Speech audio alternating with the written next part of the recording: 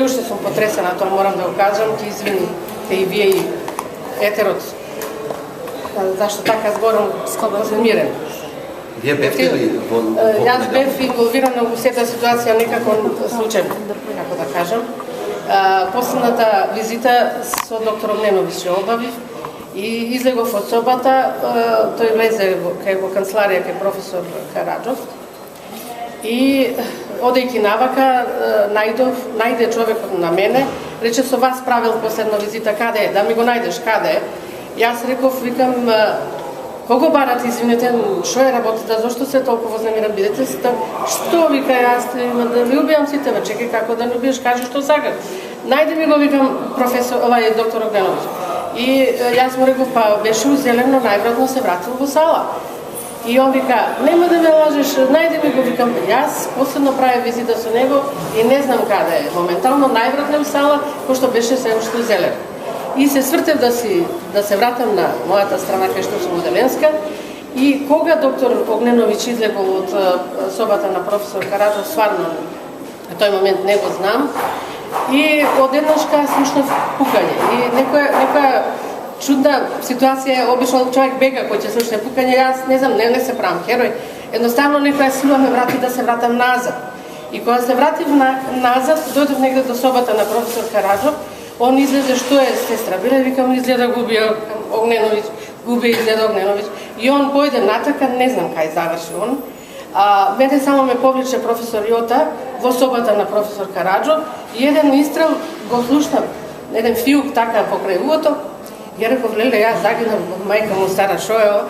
И Јота ми вика професорот, не Јота се, и вика, седи тука, седи, чекај да видиме. Викам, леле, додиме, човекот е утебан, може шо му е, да видиме.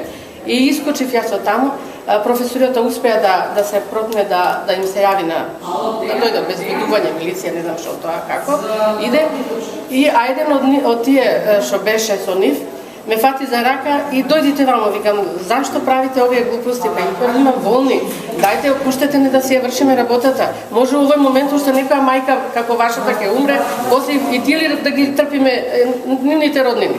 И јас сум може мајка да ти видам, и јас сум изгубила мајка, соземи се човече, немојте вакви глупости да правите, ја 61 година сум човек, 41 година стаж имам овде, не се случило вакво нешто со пиштоли со ове, немој тоа, не е верот, викам, што правите, соземете се, викам, немојте така.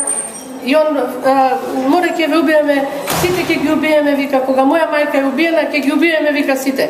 И вас ќе ви убиеме. Па реко сега, ако се реши убиваш, што да го прави? А тој другиот ме фати и понатака за рака ме држи и му го тргна тој пиштолот и рече, немојте докторката да ја утепувате, немој да пукате више, престанете, докторката доди да види дали е жив доктор. Јас не сум докторка, вајде они си мислеа некако дека. Тој со него што беше го тргна пиштолот? Тој со него, да. И овакво ме проведе, он самиот тој од нив ме проведе до кај собата на докторот. Јас тој момент не можам да го заборам, стварно ја мислам дека ќе наводам на крвишта, на кузне у глава опуцан. Мислам слики некој у секунда што ти се уат кога ќе си во шок. И кога влегов таму, он беше свиткан во самата таа работна маса. И ја, љубо, синко, дај, дригај глава, збори. Збори, јас сум уплашена, не можам многу да ти помогнам. Збори ти. И он вика, не сум биле ништо, добро сум, свесна сум. Дигни се донеси у стомак. Не сум у стомак, во нога сум. Вика, ја кога пукаш, он ја дигнав ногата и ова нога ми настрада, левата, и видов дека има 3 прострелни рани.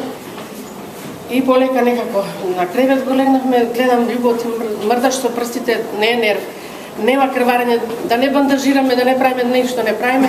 Добре, не можам ни да излезам, викам јас надвор сега, овие не пуштат да излезам да земам некој завоен материјал, нешто да ти помогна. И он тогаш седи, смири се, вика, не е страшно, ќе видите. И у тој момент влезе професор Караджов, доктор Шумковски, го презема доктор Огненовиќ, направија се, го однесоа во сала и се среди со него, а у тој момент кога излегов надвор, веќе беа дојдени тие милиција Алфили, кој не знам како тоа иде, и цело оделение беше со наоружени милицајци. Овие беа легнати доле, ги фатија. И тоа беше сета ситуација ствар. Како да не доаѓа до Билете 41 година сте во здравството. Јас ова стварно. Еве повденуваме бараме виновници. На крај спадна и медиумите виновни, па лекарите биле, пациентите биле. Вие најдобро ги знаете, ги чувствувате. Ја не можам да речем виновник баш како и тоа.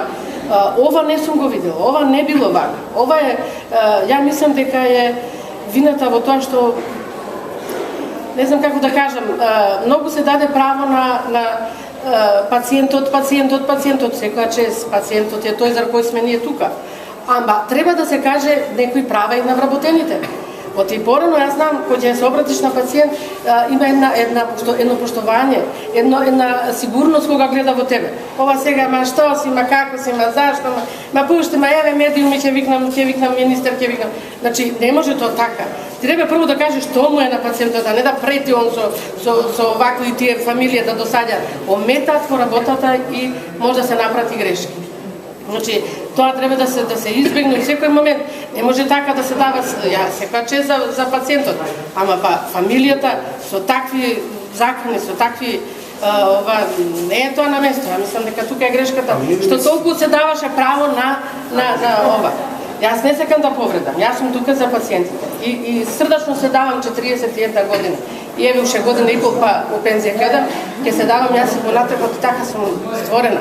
Ама ова е нешто што треба да се преземе, се наслутуваше.